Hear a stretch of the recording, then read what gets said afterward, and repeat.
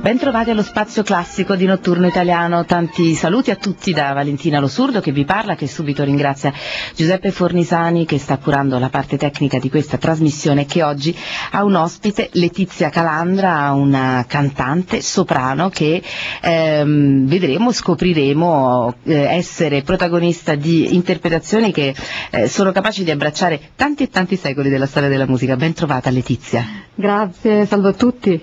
E allora, Letizia Calandra, che ha una voce dalla timbrica molto adatta per la musica rinascimentale e barocca, che però allo stesso tempo da molti anni ci dimostra attraverso le sue interpretazioni di come ci si possa avvicinare tra la musica barocca, in particolare napoletana, e invece la musica popolare napoletana. Avremo modo di ascoltare questo incontro ravvicinato tra breve, ma prima di tutto, Letizia, hai deciso di farci ascoltare un brano di Claudio Monteverdi, perché? Ma perché ritengo che Claudio Monteverdi sia stato uno dei più grandi compositori della storia della musica italiana, e ancora oggi è attualissimo. La sua musica è meravigliosa e veramente tocca nel profondo. Ecco, infatti Letizia, hai usato subito la parola attualità per un compositore che è vissuto molti anni fa. Siamo a un brano degli anni 20 del 1600. E che cosa c'è di moderno nell'incoronazione di Poppea di Claudio Monteverdi?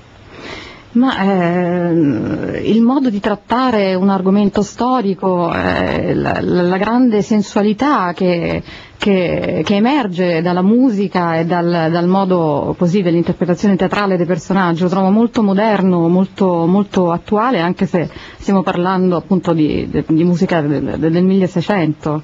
E allora sentiamo questa interpretazione moderna in una registrazione effettuata dal vivo alla Cité de la Musique di Parigi. L'ensemble che ti accompagna, Letizia, qual era? La Veneziana. L'ensemble La Veneziana. E allora siamo al recitativo e all'aria della fortuna.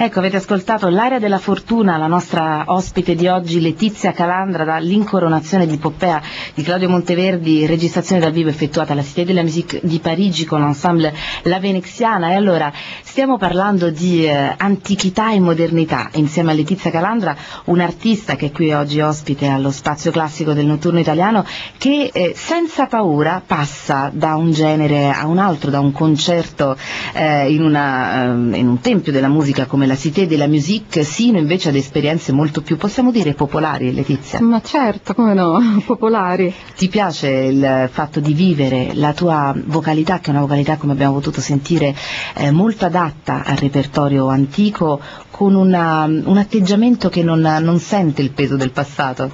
No, infatti io affronto il repertorio barocco con una certa disinvoltura e anche con un approccio vocale forse un po' più moderno rispetto a quella che era la prassi esecutiva fino a qualche anno fa del barocco, per cui ecco, si tentava di tenere queste vocalità con i suoni fissi. Invece trovo che sia molto divertente rendere le interpretazioni di questi personaggi con un piglio anche un po' più aggressivo. E questo forse, Letizia, ti viene anche dalla tua vicinanza, dalla tua disinvoltura con generi musicali non prettamente classici. Dove ti senti più a tuo agio? Beh, sicuramente, ma io amo moltissimo il repertorio di coloratura barocco del Settecento e poi amo molto la musica da camera, anche quella dei primi del Novecento, che è un genere poco conosciuto ma molto molto interessante secondo me. E allora, nel percorso di avvicinamento ai nostri giorni andiamo un pezzettino avanti, siamo passati da Radio Monteverde agli anni 20 del 1600 a un pezzo importante ancora della storia della musica barocca, 1662, Ercole Amante di Francesco Cavalli. Sei insieme qui in questa registrazione effettuata a Lugano nel 2008 per la radio televisione svizzera, insieme a un parterre di musicisti molto importanti. Sei con